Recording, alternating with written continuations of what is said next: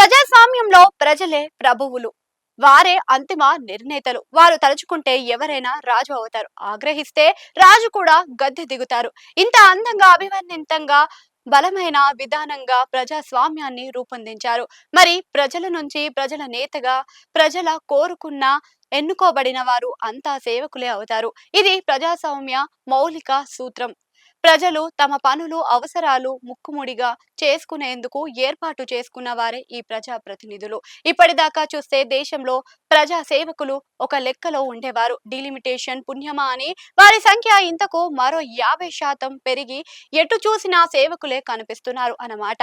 Parliament ప్రత్యేకంగా 3 రోజుల పాటు సమావేశం జరిపి కొత్త చట్టం తీసుకొని వస్తుంది. దాని ప్రకారం ఇప్పుడున్న ఎంపీలు, ఎమ్మెల్యేలకు అంతా మరో 50% అదనంగా వస్తారు అన్నమాట. లోక్సభలో ప్రస్తుతం 543 మంది ఉన్నారు. ఇది 1971 నుంచి ఉన్న సంఖ్య. అంటే 55 ఏళ్లుగా ఇదే నెంబర్తో మన పార్లమెంట్ సాగుతుంది. అయితే ఇప్పుడు ఈ నెంబర్ కాస్త ఏకంగా 816కు చేరుకుంటుంది. అంటే 273 మంది కొత్త ఎంపీలు వస్తారన్నమాట. ఇక దేశంలో 28 రాష్ట్రాలు, 8 కేంద్రాలు పాలిత ప్రాంతాలు ఉన్నాయి. ఈ విధంగా చూస్తే భారతదేశంలోని 28 రాష్ట్ర శాసనసభలో 3 కేంద్ర పాలిత ప్రాంతాలైన ఢిల్లీ, పుదుచ్చేరి, జమ్మూ కాశ్మీర్ అసెంబ్లీలు మొత్తం కలుపుకొని మొత్తం 4123 ఎమ్మెల్యే సీట్లు ఉన్నాయి. వీరికి అదనంగా మరో 2000కు పైగానే కొత్త ఎమ్మెల్యేలు వస్తున్నారు. వీటిని బట్టి పెరుగునున్న రాజ్యసభ సీట్లు, అలాగే దేశంలోని 7 రాష్ట్రాల్లో ఉన్న ఎమ్మెల్సీ సీట్లు కూడా లెక్కలోకి తీసుకుంటే ప్రజా సేవకుల సంఖ్య మరింత పెరుగుతుంది. మన ప్రజా సేవకులు తీసుకునే జీత బాధ్యతలు ఒకసారి చూస్తే ఒక ఎంపీ జీతం, విమాన ప్రయాణాలు, ఇతర సదుపాయాల కోసం ఏడాదికి చెల్లించేది 4.29 కోట్ల రూపాయలుగా లెక్క వేస్తున్నారు. ఈ తీరున కొత్తగా దేశంలో వచ్చే 273 మంది ఎంపీలకు ఎంత అన్నది చూస్తే ఏడాదికి 1171 కోట్ల రూపాయలు అవుతుంది. ఇక వీరికి ఏటా నిధులు, ఏటా 5 కోట్లు, అలాగే ఢిల్లీలో ఖరీదైన బంగ్లాలు, సెక్యూరిటీ పెన్షన్లు, వారి ఫ్యామిలీ మెంబర్స్ కి ఉచిత ప్రయాణాలు అన్ని కలిపితే ఇదంతా దేశంలోని ప్రభువులు అనబడే సామాన్యులు మోయలేని పెను భారమే అవుతుంది అని కూడా అంటున్నారు.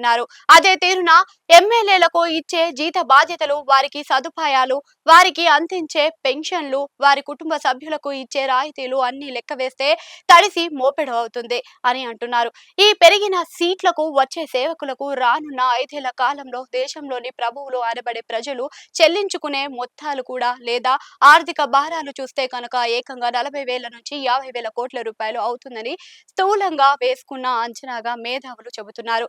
అంటే మన సేవకుల కోసం ప్రభువుల కంటే పన్నుల నుంచి చెల్లించే భారాలు ఇవన్నమాట. రాజకీయ పార్టీలు అన్ని కూడా డిలిమిటేషన్ విషయంలో వ్యతిరేకించడం లేదు. పైగా తమకు ఇంకా తక్కువ సీట్లు వస్తున్నాయని, ఎక్కువ ఇస్తే సేవకులు ఎక్కువ మంది వస్తారు అని మాత్రమే అంటున్నారు.